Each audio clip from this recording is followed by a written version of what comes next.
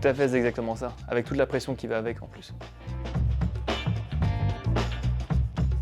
La base, se renseigner sur l'entreprise. En effet, on va savoir qui on va rencontrer, quelle est la culture d'entreprise, les valeurs, éventuellement le secteur et les défis de ce marché, histoire d'un petit peu pouvoir discuter avec la personne qui sera en face de vous. 2.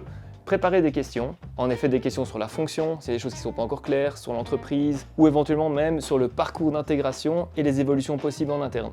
Numéro 3, s'informer sur la personne qu'on va rencontrer. En effet, si on rencontre le RH ou si on rencontre le business, l'entretien sera totalement différent.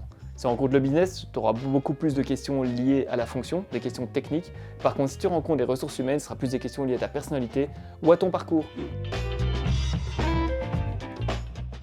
On va commencer avec les discussions ascenseurs. D'abord, c'est quoi une discussion ascenseur? Ce sont des discussions un petit peu informelles sur bêtement l'accueil, si on vous apporte un café, savoir discuter du café. Ce sont des petites discussions pour meubler, pour montrer que vous êtes détendu et relax et prêt à discuter avec le recruteur.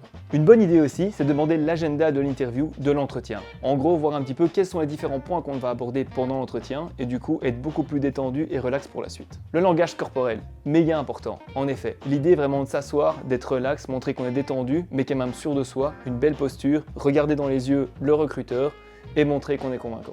Et enfin, ne pas hésiter à demander à la fin de l'entretien un feedback de comment ça s'est passé l'interview, mais aussi de demander les next steps et de voir quand on va être contacté.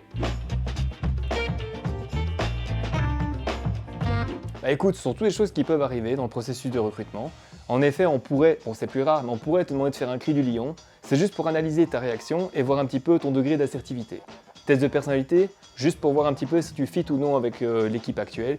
Et enfin, les tests de logique sont plutôt des tests de raisonnement. On va analyser ton efficacité à résoudre des problèmes.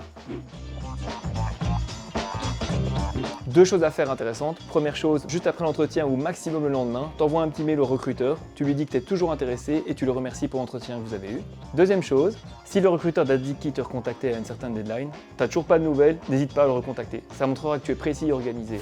Merci d'avoir regardé cette vidéo. Plein d'autres contenus t'attendent sur la plateforme durant toute la semaine pour t'aider dans ta recherche. Mais également des offres d'emploi et de formation sont disponibles, n'hésite pas à les checker. À bientôt.